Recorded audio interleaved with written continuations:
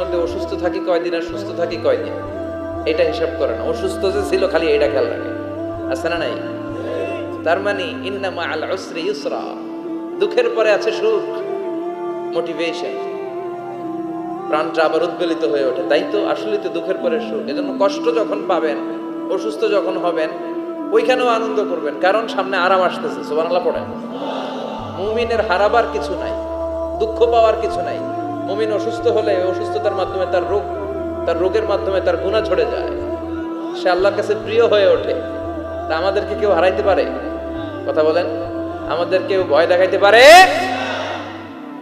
Motivational সূরা সূরাতুল ইনশিরাহ আর সূরাতুদ দুহা, এখানে অনেক হিউজ মোটিভেশন আছে। যারা হতাশ, যাদের জীবন ভাল লাগে না, মরে যেতে মনে চায়, গার্লফ্রেন্ড গালি দিছে, আছে না নাই?